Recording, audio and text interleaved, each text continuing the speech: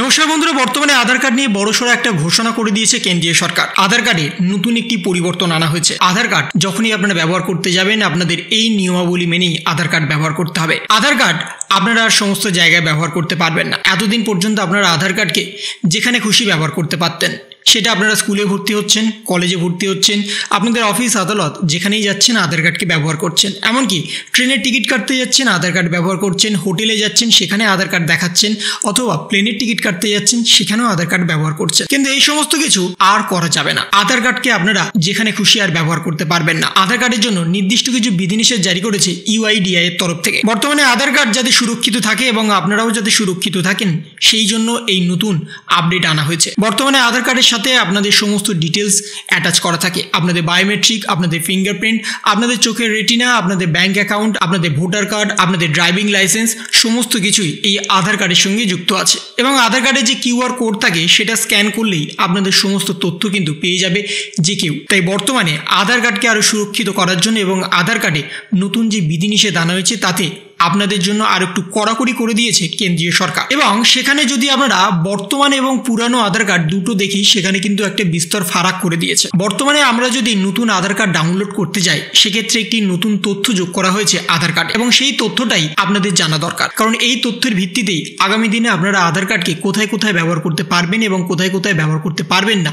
সেই সমস্ত কিছু কিন্তু ওখানে লেখা আছে। এবং বর্তমানে আধার কার্ড ডাউনলোড করতে গেলে আমাদের সোজাসুজি চলে যেতে হয় UIDAI অফিসিয়াল ওয়েবসাইটে, এবং সেখান থেকে আমরা যখন আধার ডাউনলোডে সেকশনে গিয়ে ডাউনলোড অপশনে ক্লিক করি, তখন আমাদের সামনে একটা নতুন পেজ চলে আসে, এবং সেই পেজে ডাউনলোড আধারে ক্লিক করে আমাদের আধারের নাম্বার এবং ক্যাপচারটা দিতে হয়। তারপরে আপনাদের ফোনে একটি OTP যাবে এবং সেই OTPটা আপনাদের পুট করতে হবে। তারপরে আপনাদের আধার কার্ড ডাউনলোড হয়ে যাবে। আধার কার্ড ডাউনলোডের পরে যে একটি তথ্য দিতে হয়, অর্থাৎ আপনাদের নিজের নামের প্রথম 4টে লেটার এবং তার সাথে আপনাদের ডেট অফ বার্থ দিয়ে আপনারা কিন্তু আধার কার্ডটাকে খুলতে পারবেন। এবং খোলার পরে নতুন একটি তথ্য যোগ করা হয়েছে আধার কার্ডে। কি তথ্য সেটাও কিন্তু এখানে বলে দেওয়া হয়েছে। এবং এখানেই দেখতে পাচ্ছেন নতুন ডেট অফ বার্থের তলায় বা পুরুষ বা মহিলার তলায় কিন্তু লেখা থাকছে আধার পরিচয় প্রমাণ, নাগরিকত্ব বা জন্ম তারিখ নয়। অর্থাৎ আধার কার্ডকে এতদিন আমরা পরিচয় পত্র হিসাবে ব্যবহার করতাম। দেশ বিদেশ যারাই আসতো তারা কোনো না কোনোভাবে আধার কার্ডকে তৈরি করে নিত এবং আমাদের দেশের নাগরিক হিসাবে নিজেদের দাবি করত। কিন্তু সেটাকে আর কোনোভাবে করা যাবে না। বা বর্তমানে যদি আপনারা পরিচয় পত্র হিসাবে আধার কার্ডকে ব্যবহার করতে চান, সেটাও আর করা যাবে না।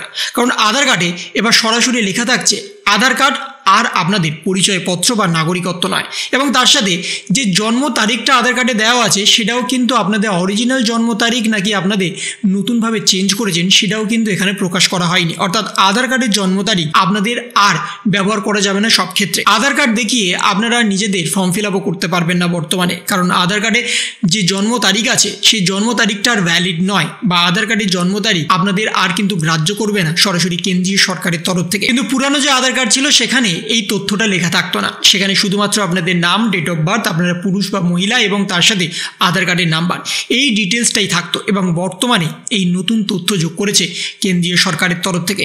এবং এখানে আর একটা নতুন একটি কথা যোগ করে দিয়েছেন, it should be used with verification, online authentication or scanning of QR code or offline XML file. বর্তমানে যে QR কোডটা আপনারা দেখতে পাচ্ছেন, সেই QR কোড দিয়ে যদি কেউ স্ক্যান করে তাহলে আপনাদের বিশদ তথ্য কিন্তু পেয়ে যাবে। কিন্তু সেই বিশদ তথ্যটার মধ্যেও আপনারা যদি কোথাও দেখান, তাহলে আপনাদের পরিচয়পত্র বা নাগরিকত্ব বা জন্ম তারিখ কোনোটাই কিন্তু গ্রাহ্য করবে না কেন্দ্রীয় সরকার। এই কার্ডটা আপনারা যেখানে খুশি ব্যবহার করতে পারবেন ঠিকই, কিন্তু তার পাশাপাশি নাগরিকত্বের প্রমাণ হিসাবে এটা আপনারা ব্যবহার করতে পারবেন না, অথবা জন্মের প্রমাণ হিসাবে এটা আর বর্তমানে আপনারা ব্যবহার করতে পারবেন না। এবং এটা সরাসরি এখন থেকে আধার কার্ড ডাউনলোড করার সাথে সাথেই আধার কার্ডে লেখা থাকছে। তো এই ছিল একটা ছোট্ট ইনফরমেশন আপনাদের সকলের জন্য। যদি আপনাদের ভিডিওটা ভালো লেগে থাকে তবে লাইক করুন, শেয়ার করুন এবং অবশ্যই সাবস্ক্রাইব করুন। তার পাশাপাশি আপনার মতামত কমেন্টের মাধ্যমে জানান।